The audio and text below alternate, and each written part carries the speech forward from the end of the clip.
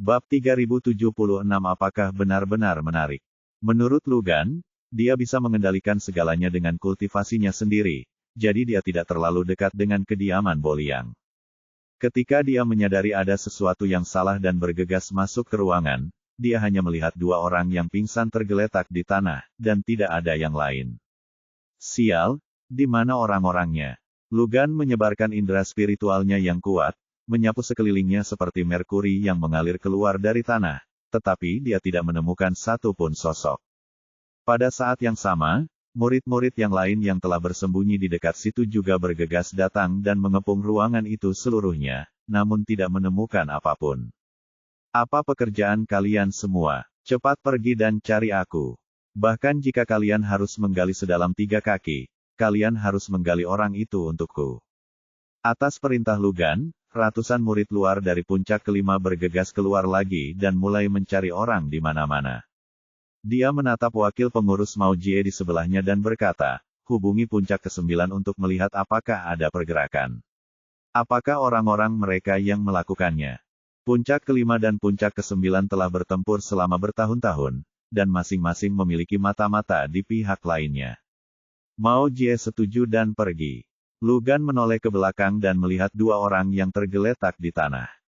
Sen King lebih baik, dia hanya pingsan dan tidak ada masalah besar.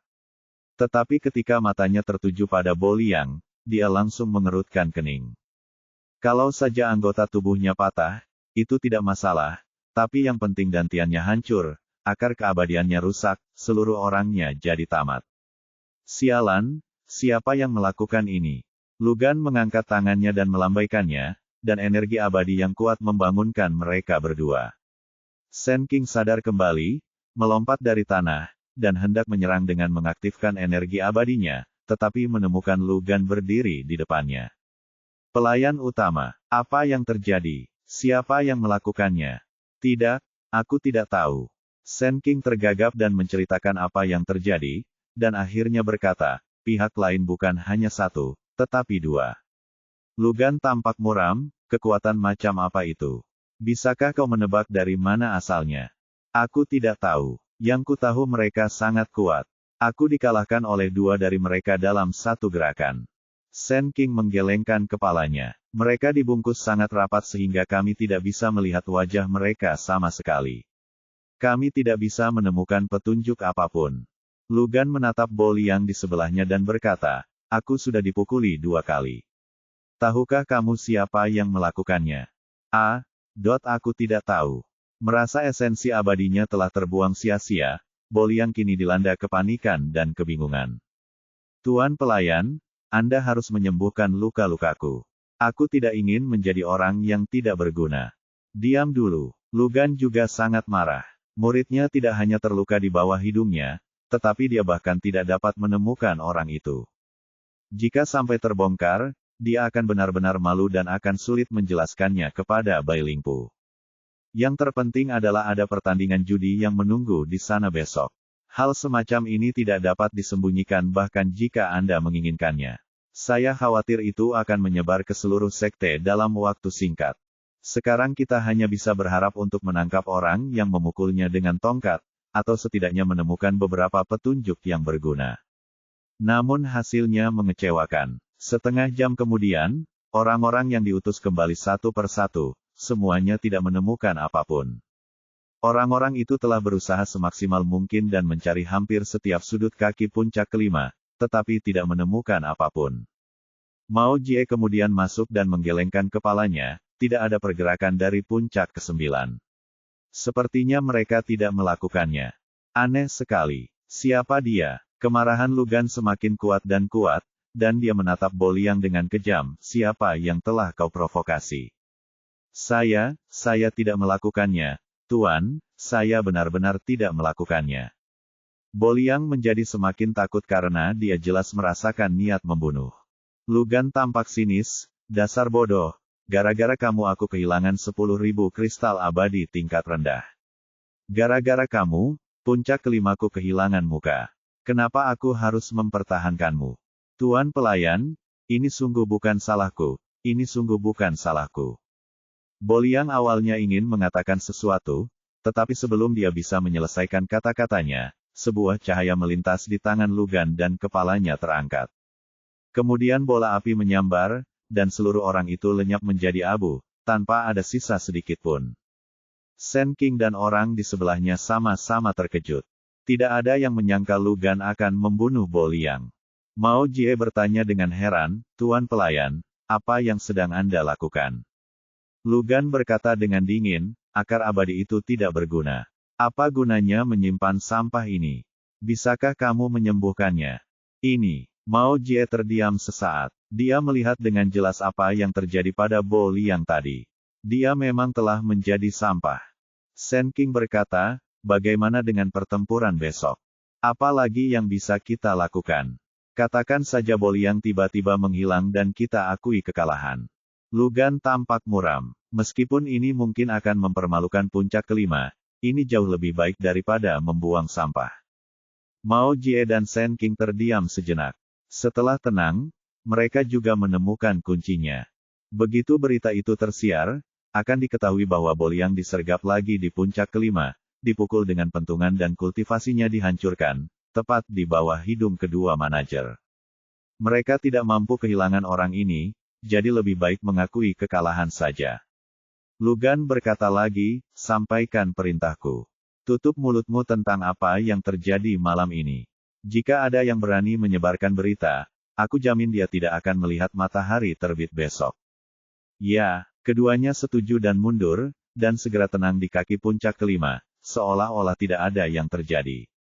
Pagi berikutnya, matahari terbit, dan Hua Bingyu sendiri terkejut di kamar penatua.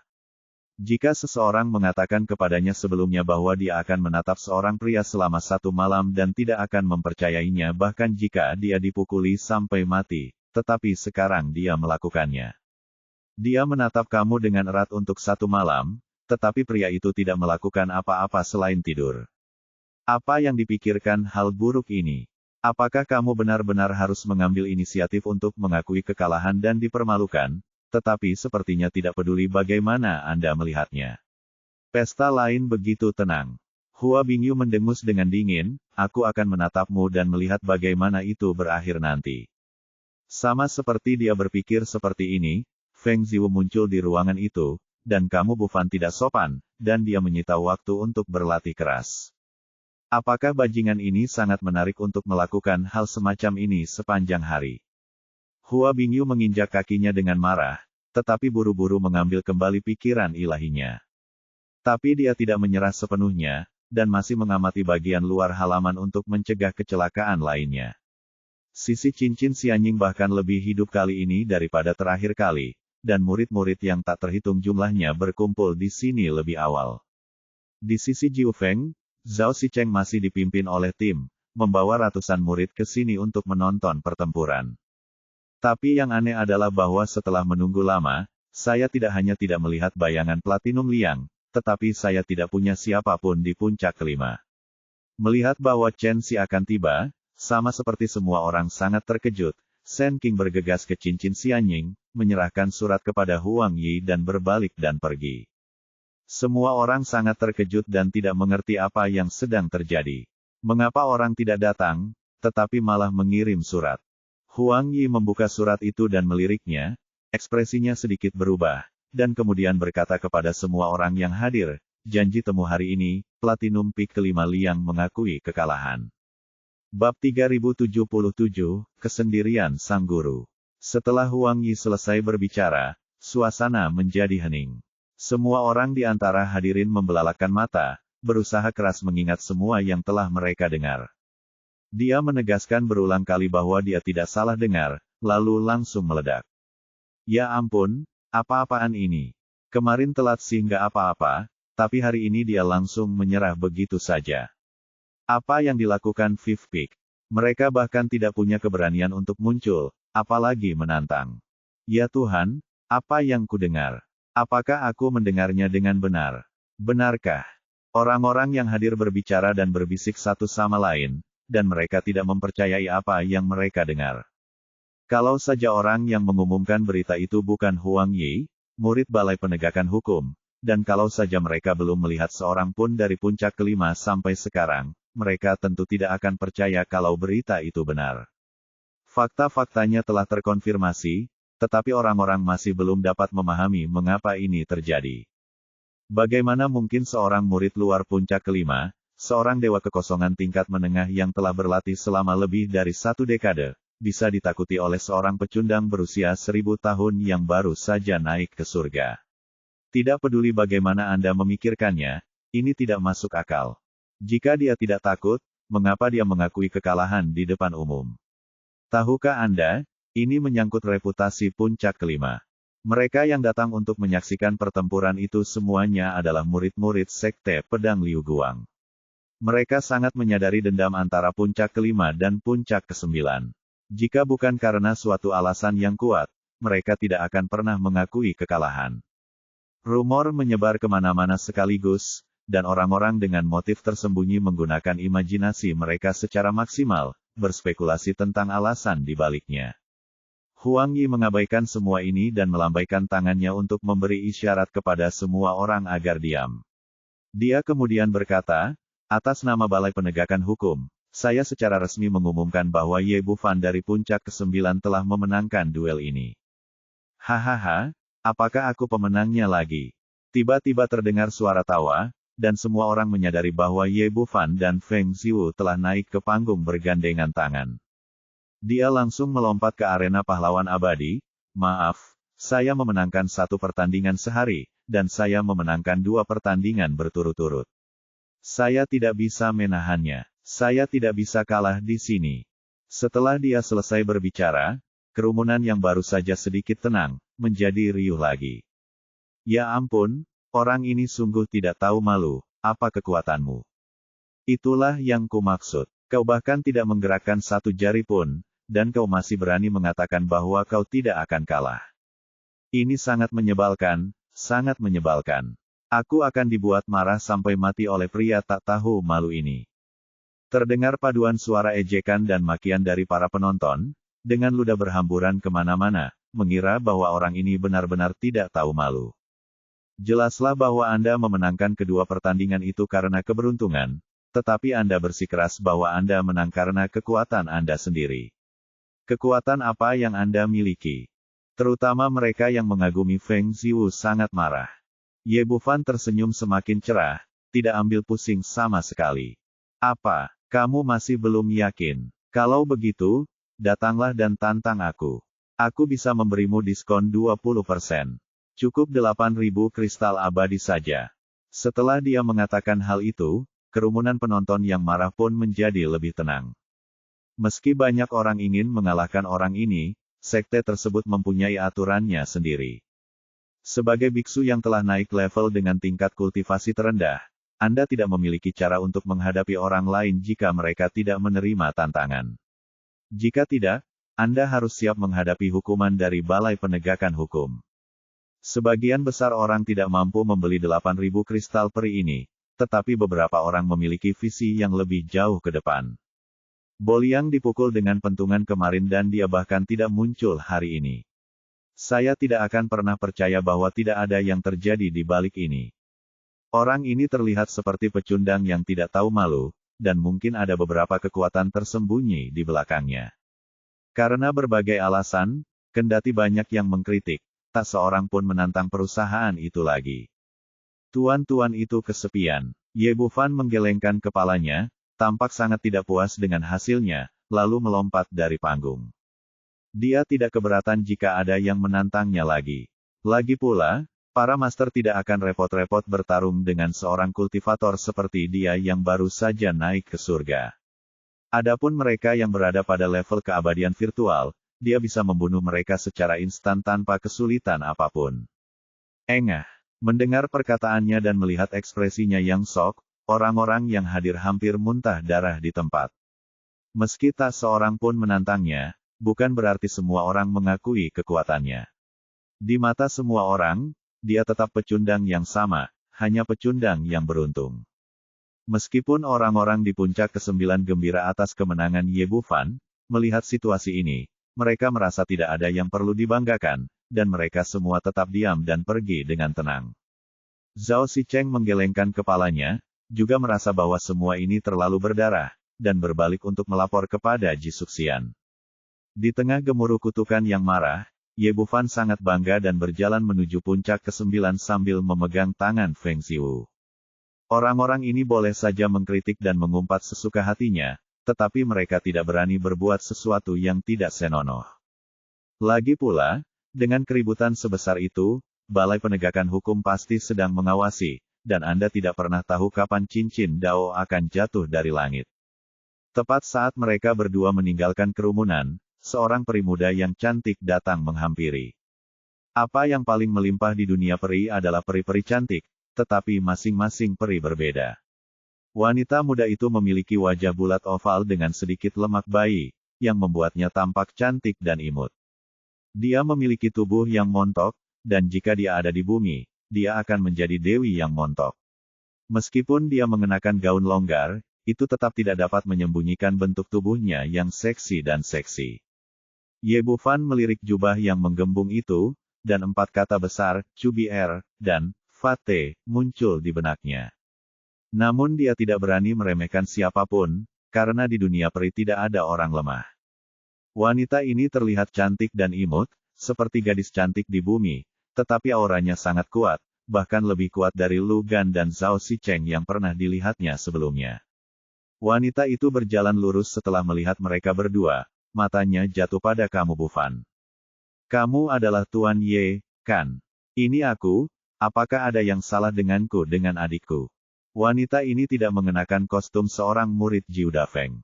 Ye Bufan tidak memikirkan gelar yang sangat cocok untuk sementara waktu, dan dia biasanya memanggil wanita muda itu. Wanita itu terpana sejenak, jelas dia belum pernah dipanggil seperti ini sebelumnya, dan kemudian dia sedikit tersenyum. Aku pelayan Molly di sebelah Penatua. Penatua mengundang Tuan Ye. Penatua hebat ingin melihatku. Ye Bufan sedikit bingung. Namun, karena orang tersebut telah memanggil saya tidak punya alasan atau hak untuk menolak. Dia memimpin Feng Ziwu dan bertanya, apakah Anda ingin kami bersama? Jasmine sedikit menggelengkan kepalanya, tidak, aku hanya ingin melihatmu sendirian. Oh, kamu Bufan melihat kembali ke Feng Ziwu, kamu kembali dulu, dan kami akan merayakan setelah aku kembali. Bagus. Feng Ziwu mengangguk dan pergi terlebih dahulu.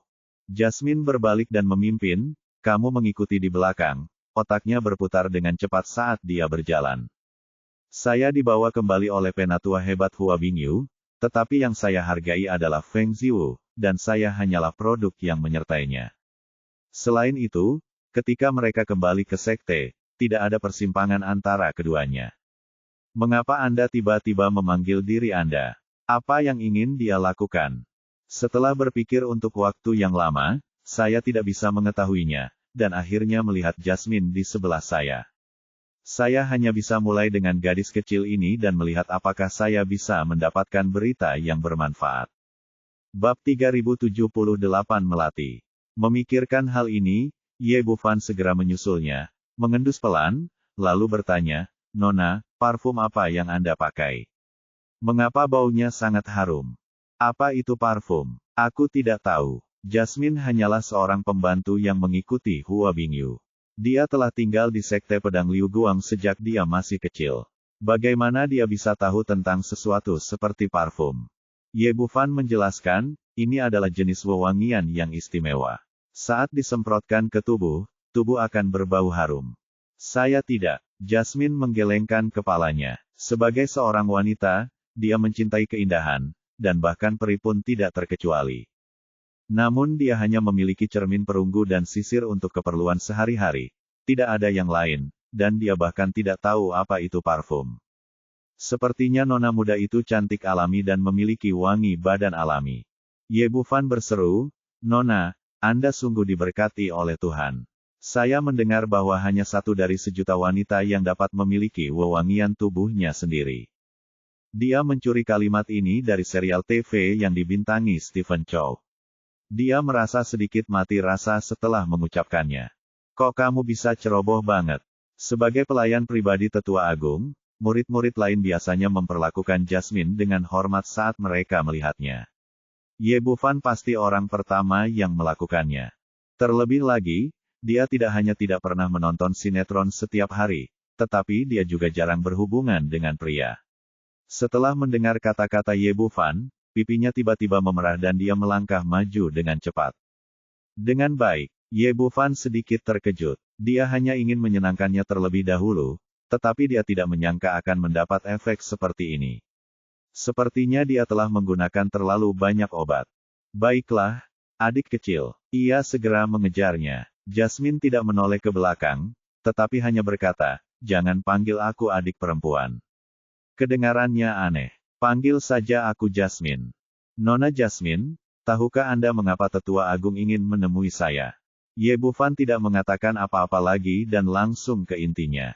Jasmine menggelengkan kepalanya, "Bagaimana aku bisa tahu apa yang dimaksud orang tua itu?" Ye Bufan telah mengamati ekspresi gadis kecil itu dan dapat mengetahui bahwa dia tidak berbohong dengan sengaja dan benar-benar tidak tahu. Ini agak merepotkan. Apa sebenarnya yang diinginkan wanita itu dariku? Ia memikirkannya cukup lama tetapi tidak menemukan jawabannya, jadi ia menyerah begitu saja.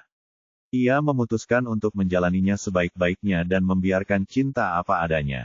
Jasmine berjalan di depan. Meskipun rona merah di pipinya perlahan memudar, dia masih sedikit malu dan tidak menoleh untuk berbicara dengannya. Keduanya berjalan sangat cepat. Dalam waktu singkat, mereka tiba di kaki puncak Lingyun dan mulai berjalan ke atas. Ketika kami mencapai bagian puncak gunung yang berbahaya, ada anak tangga batu yang tak berujung di depan. Biasanya, para dewa dalam sekte itu bisa terbang, tetapi yang tinggal di gunung adalah pemimpin sekte dan ketua-tetua. Untuk menunjukkan rasa hormat, setiap orang harus berjalan selangkah demi selangkah saat datang ke sini. Jasmine melakukan hal yang sama, berjalan selangkah demi selangkah di depan, tetapi situasinya sedikit berubah.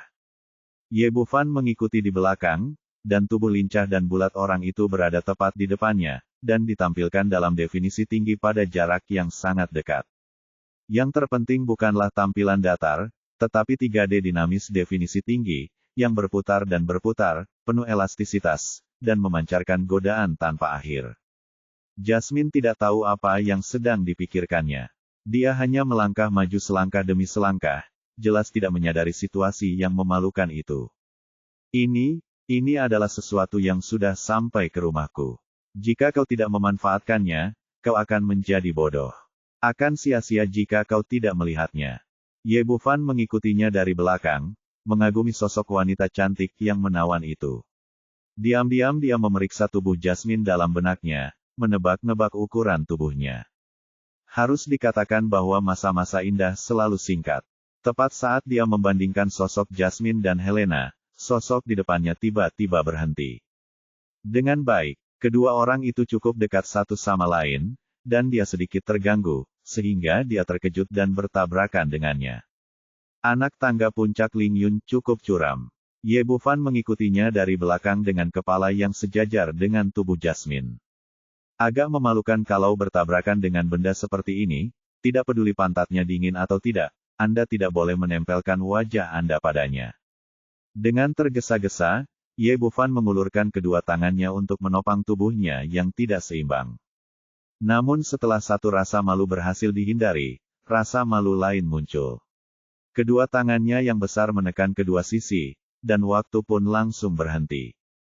Jasmine seolah terpesona, seluruh tubuhnya membeku di tempatnya. Walaupun dia terlihat manis, sebenarnya dia sudah hidup selama ratusan tahun, dan tubuhnya belum pernah disentuh oleh siapapun selama bertahun-tahun, terutama pria. Ah! Dia hendak berteriak, tetapi tiba-tiba tersadar dan menutup mulutnya dengan tangannya. Adegan ini benar-benar memalukan. Jika orang lain melihatnya, bagaimana aku akan menghadapi orang lain di puncak Lingyun di masa depan? Kamu, ini adalah pertama kalinya Jasmine menghadapi situasi seperti itu. Dia dengan cepat melesat pergi dan lolos dari tangan besar Ye Bufan. Lalu dia berbalik, wajah cantiknya memerah seolah-olah darah hendak menetes keluar. Dia malu dan marah, dan sesaat dia tidak tahu harus berkata apa. Maafkan aku. Ye Bufan juga sangat malu dan segera menarik tangannya, sentuhan indah di ujung jarinya masih jelas. Barulah ia menyadari bahwa tangga itu telah mencapai ujung dan ia telah mencapai sebuah peron. 100 meter jauhnya terdapat sebuah paviliun. Tidak heran pihak lain berhenti. Jasmine melihat sekeliling dengan gugup dan mendapati tidak ada seorang pun. Ia menghela napas lega dan ekspresinya menjadi sangat rileks. Bahasa Indonesia, kamu, kenapa kamu seperti ini? Dia memiliki kepribadian yang baik dan santai. Jika dia peri wanita lain yang pemarah, dia pasti sudah bertindak sejak lama. Ye Bufan juga tahu bahwa apa yang telah dilakukannya tidaklah pantas, dan otaknya bekerja cepat, berusaha keras untuk mencari alasan yang tepat bagi dirinya sendiri. Kalau tidak, meskipun pelayan kecil ini tidak melampiaskan amarahnya pada dirinya sendiri, begitu dia melaporkannya kepada Tetua Agung, tidak ada yang tahu hukuman apa yang akan diterimanya. Paling tidak, kamu akan dikeluarkan dari sekte itu, dan paling buruknya, kamu bahkan mungkin tidak bisa menyelamatkan hidupmu. Molly, jangan marah. Tadi aku sedang melihat luka di kakimu, jadi aku sempat teralihkan perhatianku. Aku tidak sengaja menyinggungmu. Maafkan aku. Ye Bufan buru-buru menemukan alasan bagi dirinya sendiri dan memindahkan bagian yang menjadi fokusnya ke pahanya, yang langsung membuatnya merasa jauh lebih baik. Lagi pula, tujuannya telah dikembalikan kepada tugas awal dokter, yang tiba-tiba menjadi mulia. Hal ini memang benar. Kilatan keterkejutan melintas di wajahnya yang awalnya malu dan marah. Bagaimana kamu tahu kalau kakiku terluka? Ahem, tentu saja aku tahu. Aku seorang dokter. Saat aku berada di dunia bawah, semua orang memanggilku peri medis. Biasanya, keterampilan medis di dunia kultivasi tidak cukup untuk mengobati orang abadi, tetapi sekarang dia telah memperoleh warisan tingkat kedua dari sekolah kedokteran kuno, dan tidak ada seorang pun yang dapat dibandingkan dengannya dalam hal keterampilan medis. Jasmine juga memikirkan hal ini dan sedikit tidak percaya, tetapi apa yang dikatakan pihak lain itu sepenuhnya benar dan kaki kirinya memang terluka. Setelah ragu sejenak, dia bertanya dengan ragu, kamu tidak menebak, kan? Saat menulis alur cerita seperti ini, saya merasakan tekanan yang sangat besar. Kadang-kadang, saya teringat adegan yang dihalangi tomato. Ya, begitulah. Saya sudah berusaha semaksimal mungkin untuk menghindari ranjau darat. Bab 3079, Kebenaran. Sebagai seorang dokter, pengobatan penyakit bergantung sepenuhnya pada keterampilan medis. Bagaimana saya bisa tertipu? Ye Bufan tahu apa yang dipikirkan Jasmine dan menjelaskan, meskipun saya seorang dokter dari dunia bawah, keterampilan medis keluarga saya dibagi menjadi dua bagian. Bagian pertama merawat para kultivator, dan bagian kedua merawat makhluk abadi di dunia peri. Melihat dia serius dengan perkataannya, Jasmine mempercayainya. Kalau begitu beritahu aku, ada apa dengan cedera kakiku? Ye Bufan melirik ke kaki yang panjang dan anggun, dan pemandangan mengenakan stoking hitam muncul di benaknya. Dia segera mengusir pikiran bingung Ranma dan berkata dengan serius, cedera kaki ini seharusnya berasal dari 3 tahun yang lalu, ketika kamu seharusnya menelan secara paksa buah spiritual yang tidak dimurnikan untuk meningkatkan kultivasimu. Meskipun efek akhir telah tercapai, buah tersebut bersifat dingin, dan energi dingin di dalamnya tidak dimurnikan dan akhirnya berubah menjadi racun dingin dan tetap berada di dalam tubuh. Petik 2. Setelah mendengar pembicaraannya, ekspresi Jasmine berubah lagi dan lagi. Kemarahan dan rasa malu sebelumnya telah sepenuhnya terhapus, dan wajahnya dipenuhi ekspresi terkejut. Dia tidak menyangka keterampilan medis Ye Bufan begitu kuat. Dia hanya menatap pahanya sebentar dan merasakan kondisinya dengan sangat jelas. Sebagai pewaris pengobatan kuno, cedera ini mudah diobati. Ye Bufan melanjutkan, mungkin lebih baik jika kamu mencari pengobatan dari seseorang, tapi kamu memutuskan untuk mengambil tindakan sendiri untuk memaksa racun dingin keluar dari tubuhmu. Karena budidaya yang tidak mencukupi, racun dingin mencapai paha dan menembus jauh ke dalam meridian dan sumsum tulang, akhirnya meninggalkan luka yang dia alami saat ini. Cedera ini bisa jadi tidak serius atau serius. Cedera ini tidak terlihat sama sekali pada hari-hari biasa, namun begitu Anda bertengkar dengan orang lain, hal itu akan memengaruhi kemampuan Anda untuk tampil. Jika kedua belah pihak sama-sama kuat, Anda pasti kalah. Petik 2. Mendengar ini, mulut kecil Jasmine terbuka lebar, dia sangat terkejut, seolah-olah dia melihat hantu. Apa yang dikatakan Ye Bufan benar sekali. Dia mendapat buah peri es saat dia keluar untuk pelatihan. Karena dia berada di ambang terobosan dalam budidaya, dia dengan bersemangat menelan buah peri. Meskipun dia akhirnya berhasil menembus kemacetan dan maju ke tingkat kultivasi lain, racun dingin masih tertinggal di tubuhnya.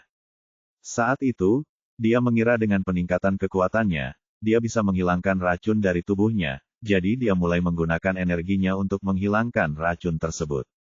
Namun baru setengah jalan, racun dingin menembus jauh ke dalam sumsum tulang dan tidak bisa lagi bergerak setengah menit, menyebabkan kerusakan pada meridian kaki kiri. Biasanya tidak mungkin untuk mengatakannya, dan bahkan tidak ada yang tahu bahwa kaki kirinya terluka, tapi begitu dia benar-benar bertarung melawan lawan dengan kekuatan yang sebanding, kekurangannya akan segera terlihat. Jasmine sekarang yakin dengan keterampilan medis Ye Bufan. Dia menggigit bibir merahnya dan berkata, "Maaf, aku salah menyalahkanmu sekarang. Kupikir kamu adalah orang yang sembrono, jadi, sengaja. Tidak apa-apa, tidak apa-apa. Saya seorang dokter." Dr. Rensin terlalu terobsesi dengan kondisi tersebut, sehingga menyebabkan perilaku yang tidak pantas tadi. Ye Bufan mengatakannya dengan sangat benar, tetapi dia diam-diam menyeka keringat dingin di hatinya. Untungnya, dia memiliki warisan medis, jika tidak, dia tidak akan dapat menjelaskannya hari ini. Tuan Ye, bisakah Anda menyembuhkan luka saya? Jasmine berbicara dengan suara rendah, sedikit gugup, dan matanya yang indah penuh harapan. Dia telah mencari pengobatan untuk lukanya sebelumnya, dan bahkan mencari bantuan dari Yao Lao, master dari Balai Pengobatan Spiritual, melalui hubungannya dengan Penatua Agung Hua Bingyu. Namun rencana yang diberikan oleh Yao Lao hanya dapat meringankan masalah namun tidak dapat menyembuhkannya sepenuhnya, sehingga ditunda hingga saat ini. Dia sudah menyerah sepenuhnya pada awalnya, tapi apa yang Ye Bufan katakan barusan sangat tepat, tanpa penyimpangan dari awal sampai akhir, yang membuatnya melihat harapan lagi. Tapi setelah menanyakan pertanyaan ini, saya merasa sedikit gugup. Bagaimanapun, itu adalah penyakit yang bahkan Yao Lao tidak dapat menyembuhkannya. Ye Bufan tersenyum tipis, tentu saja bisa. Dengan teknik pijat yang diturunkan di keluarga saya, hanya perlu 1/4 jam untuk mengeluarkan semua racun dingin dalam diri Anda. Apakah kamu ingin pijat? Ketika dia mendengar bahwa penyakit itu bisa disembuhkan, Jasmine pertama-tama tersenyum cerah, tetapi kemudian dia menunjukkan ekspresi yang rumit. Meskipun pahanya bukan bagian sensitif dari seorang wanita, dia belum pernah disentuh oleh pria manapun. Jika dia dipijat oleh pria lain, dia akan tetap merasa tidak bisa diterima untuk sementara waktu. Dia bertanya dengan malu-malu, Tuan Ye, apakah tidak ada cara lain? Ye Bufan berkata, awalnya, ada 3 cara untuk mengobati cedera kaki Anda. Yang pertama adalah akupuntur, yang kedua adalah kekuatan batu obat, dan yang ketiga adalah pijat. Jasmine langsung senang saat mendengar ada 3 cara. Tuan Ye, bisakah kamu memberi saya akupuntur? Ini tidak akan berhasil. Ye Bufan menggelengkan kepalanya, saya hanyalah seorang biksu yang naik sekarang. Sebelum esensi sejati dapat diubah menjadi esensi abadi, saya tidak dapat menggunakan jarum perak untuk mendiagnosis dan mengobati yang abadi. Apa yang dia katakan adalah kebenaran. Jika energi abadi tidak dapat digunakan untuk menggerakkan jarum perak, akupuntur tidak akan ada gunanya bagi yang abadi. Ini adalah masalah kualitatif dan tidak ada cara lain untuk menggantikannya. Inilah sebabnya mengapa warisan tingkat kedua dari sekte pengobatan kuno tidak akan diaktifkan sampai dia benar-benar berubah menjadi esensi abadi. Tapi begitu dia menggunakan Xianyuan, rahasianya akan terungkap sepenuhnya, dan konsekuensinya tidak terbayangkan. Ekspresi kekecewaan melintas di mata Jasmine, lalu dia berkata, kalau begitu kamu bisa menggunakan obatnya, tidak masalah jika lebih lambat. Ye Bufan berkata, racun flu seperti milikmu dapat disembuhkan dengan obat, tetapi obat yang dibutuhkan sangatlah langka dan berharga. Tidak masalah, aku bisa bertanya pada sesepuh agung. Bahasa Indonesia, menurut Jasmine, sebagai pelayan pribadi Hua Bingyu, bukanlah masalah besar baginya untuk menemukan beberapa tanaman obat untuk mengobati penyakitnya. Baiklah, aku akan beritahu sekarang. Ye Bufan menghitung dengan jarinya dan berkata, 1 ginseng roh api 9 warna, 1 rumput linglong 7 misterius, 1 ganoderma peri 8 harta. Dia menyebutkan lebih dari selusin jenis tanaman obat satu demi satu, seolah-olah dia sedang menegur mereka dengan punggung tangannya. Ekspresi Jasmine menjadi lebih buruk saat dia berbicara sampai akhir. Selain itu, seluruh sekte tidak memiliki ginseng roh api 9 warna. Benda ini adalah rumput peri tingkat atas dan tidak dapat diukur dengan kristal peri sama sekali.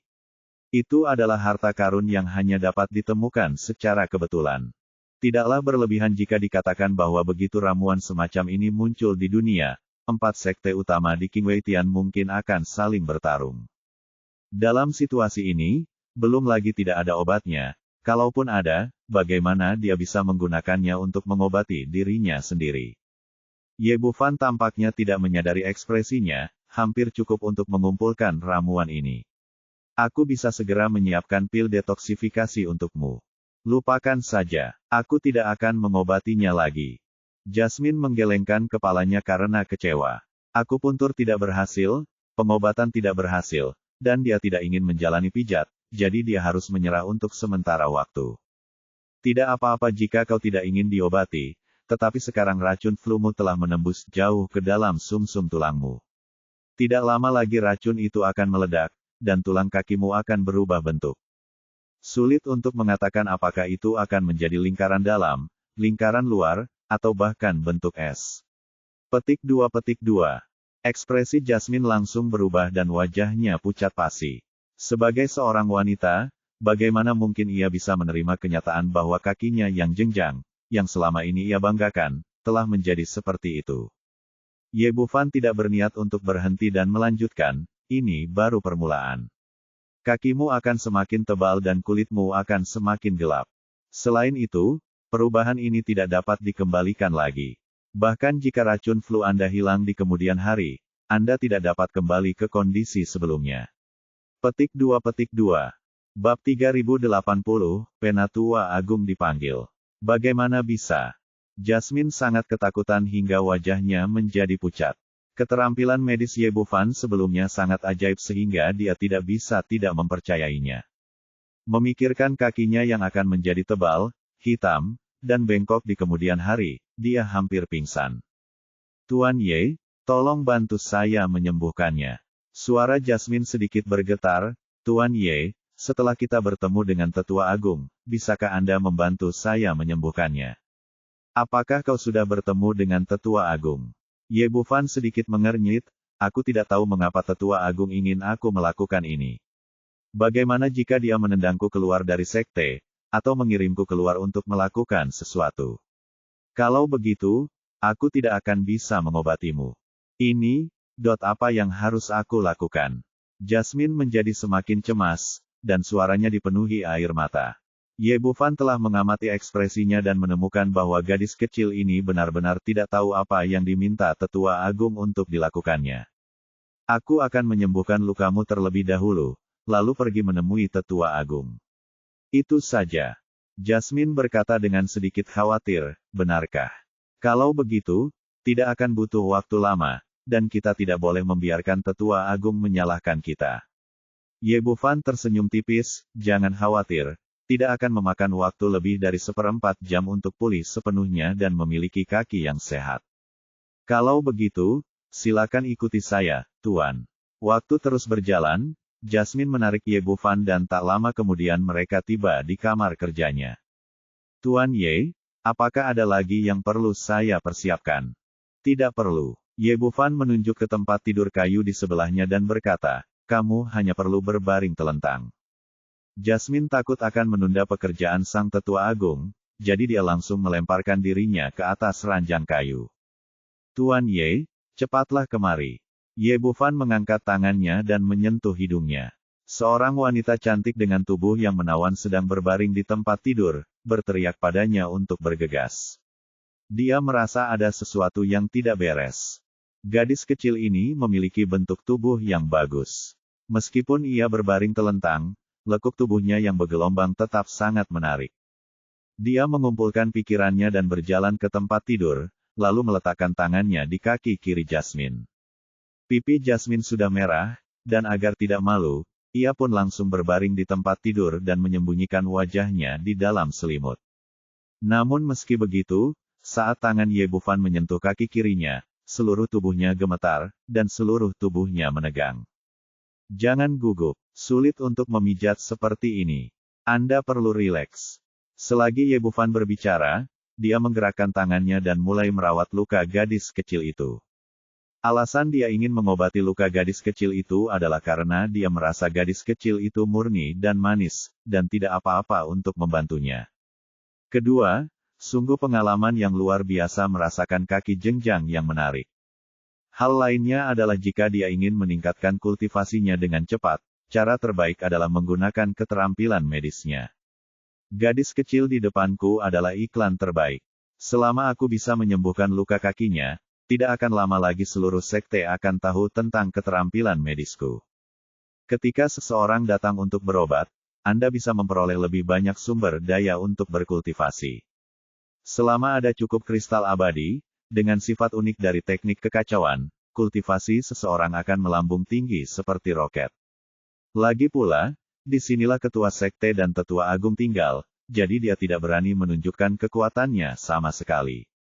Sebaliknya, melalui pijatan, ia mengubah saripati abadi yang kacau menjadi energi sejati yang kacau, yang perlahan-lahan meresap ke paha gadis kecil itu, menyerap dan memurnikan racun dingin sedikit demi sedikit. Meskipun proses ini sedikit lebih lambat, namun lebih aman. Meskipun Jasmine berusaha keras untuk menenangkan dirinya, tubuhnya masih gemetar, dan dia tidak tahu apakah itu karena gugup atau malu. Waktu berlalu sedikit demi sedikit. Sekitar 10 menit kemudian, Ye Bufan menepuk pahanya dengan lembut, membuat suara pop. Baiklah, racun dinginnya sudah dihilangkan sepenuhnya. Jasmine melompat dari tempat tidur seperti kelinci kecil yang ketakutan. Apakah kamu sungguh baik-baik saja? Dia segera menggunakan indera spiritualnya untuk memindai kaki kirinya dan menemukan bahwa racun dingin yang terkumpul di sana sebelumnya telah menghilang. Tidak hanya itu, bahkan meridian yang terkikis oleh racun dingin telah kembali normal. Baiklah, cedera kakiku sudah benar-benar sembuh. Jasmine sangat gembira dan membungkuk dalam-dalam pada Ye Bufan. Tuan Ye, Jasmine berterima kasih atas kebaikanmu. Kemudian dia mengeluarkan sebuah cincin penyimpanan dan berkata, ini adalah 3000 kristal abadi tingkat rendah yang telah aku kumpulkan. Terimalah, Tuan Muda. Ye Bufan melambaikan tangannya, tidak perlu seperti ini. Beberapa tujuannya pada dasarnya telah tercapai, jadi dia tidak perlu menerima kristal peri dari gadis kecil itu. Dilihat dari segi usia sebenarnya, Jasmine seharusnya jauh lebih tua darinya, tetapi dari segi kedewasaan, dia setara dengan gadis berusia 16 atau 17 tahun di bumi. Bila diukur dengan umur panjang para makhluk abadi, usianya tentu jauh lebih muda, maka ia terbiasa menganggapnya sebagai gadis kecil. Kalau begitu aku akan mengingat kebaikanmu. Ayo cepat pergi dan jangan biarkan tetua agung menunggu dengan cemas. Setelah Jasmine selesai berbicara, dia menarik Ye Bufan dan bergegas berjalan keluar. Beruntungnya, kami telah mencapai puncak Ling Yun Peak dan segera tiba di depan sebuah bangunan kecil. 2 orang masuk ke dalam ruangan bersama-sama. Sosok anggun berdiri di depan jendela, tampak mengagumi pemandangan di luar. Sosok itu adalah Tetua Agung Hua Bingyu. Tuan Tetua, saya membawa Tuan Ye ke sini. Jasmine bersikap hormat. Baiklah, kamu boleh pergi dulu. Ya, Jasmine setuju dan berjalan keluar. Hua Bingyu perlahan berbalik, tatapannya jatuh pada Ye Bufan, dengan setengah senyum di wajahnya. Kamu baru saja memenangkan tantangan lainnya. Haruskah aku mengucapkan selamat? Ini, Tetua, Anda terlalu sopan.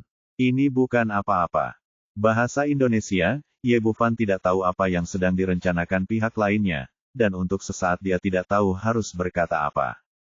Anda cukup rendah hati. Hua Bingyu berkata dengan nada bercanda, seorang murid terdaftar yang baru saja naik ke surga dan bahkan belum mengubah esensi keabadiannya, sebenarnya telah memenangkan 3 pertandingan berturut-turut melawan seorang murid sekte luar yang berada di tahap tengah keabadian virtual. Menurut saya, hal itu sungguh luar biasa dan patut diberi ucapan selamat. Petik 2. Ye Bufan menjadi semakin bingung. Dia benar-benar tidak mengerti apa yang wanita ini coba lakukan. Kedengarannya seperti mengucapkan selamat pada diri sendiri, tetapi ada perasaan aneh di dalamnya. Yah, tetua, Anda bercanda. Yang bisa dilakukannya sekarang adalah menunda selama mungkin dan melihat apa yang pihak lain ingin lakukan. Harus kukatakan, aku sungguh mengagumi perhitunganmu yang bagus. Hua Bingyu menoleh keluar jendela, tetapi terus berbicara sendiri. Pertama kali, kamu menggunakan Feng Ziwu untuk menipu Boliang dan mendapatkan 1000 kristal abadi tingkat rendah. Kedua kalinya kamu menipunya dan mendapatkan 2000 kristal abadi, dan kemarin kamu mengambil 10.000 kristal abadi sekaligus. Hal ini membuat saya penasaran dalam dua hal. Pertama, sebagai seorang murid yang bahkan belum sepenuhnya mengubah esensi abadinya, untuk apa Anda membutuhkan begitu banyak kristal abadi? Bisakah Anda menyerapnya? Petik 2. Dengan baik, Ye Bufan menundukkan kepalanya, ekspresinya tidak berubah, tetapi hatinya menegang. Baru kemudian dia menyadari bahwa dia agak lalai. Biasanya, jika dia tidak berubah menjadi esensi abadi, dia tidak akan dapat menyerap kristal abadi sama sekali, yang akan dengan mudah menimbulkan kecurigaan orang lain. Namun, tidak ada cara lain. Agar dapat meningkatkan kultivasinya dengan cepat, ia harus mengumpulkan sumber daya kultivasi sesegera mungkin. Ketika Hua Bingyu mengatakan ini, dia tiba-tiba berbalik dan tatapan matanya menjadi sangat tajam. Keingintahuan saya yang kedua adalah, bagaimana Anda menghitung bahwa Boliang akan terlambat pada pertandingan pertama dan secara sukarela mengakui kekalahan pada pertandingan kedua?